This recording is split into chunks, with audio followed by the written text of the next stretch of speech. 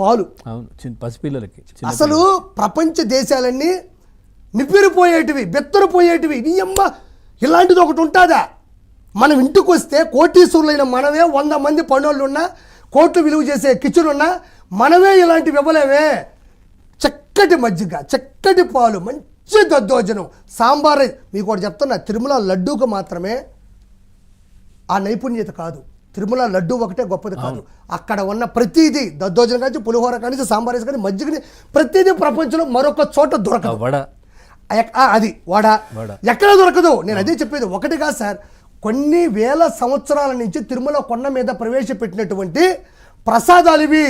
అప్పటోళ్ళు ఆ వెంకటేశ్వర సన్నిధిలోకి వెళ్ళి ఆయన కాళ్ళ మీద పడి మొదటిసారి అనుకుంటా ఆయన అడిగి ఎలాంటి ప్రసాదం పెట్టాలని, ఖచ్చితంగా ఆయన ఆశీస్సులతో ఆయనతో డిస్కస్ చేసి ఆయనతో మాట్లాడి ఇలా చేద్దామని చేసిన ఒక కమిటీ మీటింగ్ టేస్ట్ మారలే ఈ 5 సంవత్సరాలు మారలా. మా నోడు వచ్చినాడు, ఎవడన్నా తిరుమల లడ్డు తీసుకోవాలంటే భయపడేవాళ్ళు. ఎందుకు?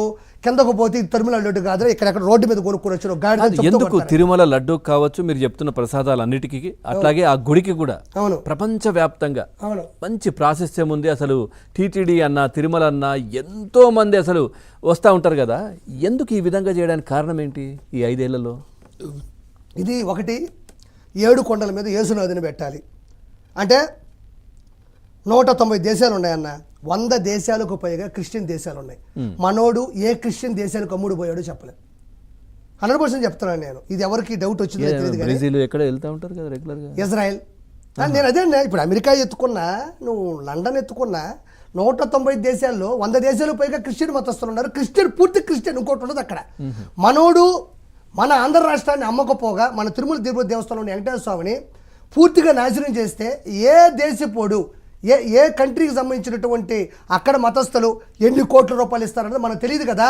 లేకపోతే విశాఖపట్నంలో టూరిస్ట్ ప్లేస్ అని చెప్పి హరిత హోటల్ పక్కన పెట్టేసి అన్ని కోట్ల విలువ చేసేటువంటి ప్యాలెస్ ఎందుకు కట్టాడో తెలుసా? ఈ డిస్కషన్స్ కోసమేమో.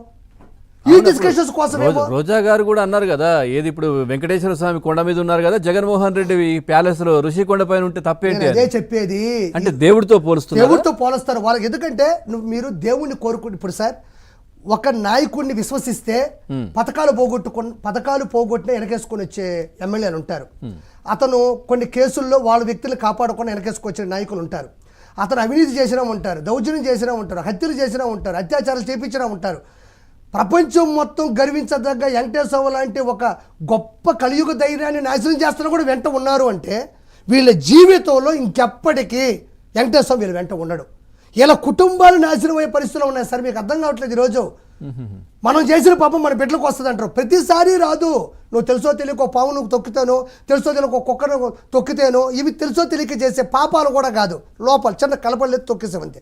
ఇది తెలిసి తెలిసి తెలిసి అప్పుడు చేస్తున్నప్పుడు తెలిసి వెనకేసుకొని వచ్చి ప్రజలకు తెలిసిందని తెలిసి కూడా వెనకేసుకొని వచ్చి ఈరోజు రాష్ట్రం దాటి రాష్ట్రానికి రోజా వెళ్ళి అక్కడ కూడా జగన్మోహన్ రెడ్డి గొప్పోడని చెప్తుందంటే ఈ మనిషి చేసిన పాపానికి వీళ్ళ కుటుంబం నాశనం పరిస్థితుంది. వీటికి పరిహారం ఏ పూజలు చెప్పను నేను చెప్తున్నా. తమిళనాడు అక్కడికి వెళ్ళి ప్రెస్ మీట్లు పెడతా ఉంటారు రోజా. ఏంటి అక్కడ అంటే అసలు ఈమె గురించి తెలుసా? అక్కడ ఏంటి, ఎట్లా ఉంటుంది సార్? గబ్బు ఎక్కడైనా గబ్బే. మన భారతదేశంలో డబ్బు ఎక్కడైనా డబ్బు. ఏదో కొన్ని పార్టీలలో చేరుతారు. అక్కడ తమిళనాడులో రాజకీయాలు చక్రం దింపుతారు కదా. అక్కడికి వెళ్ళి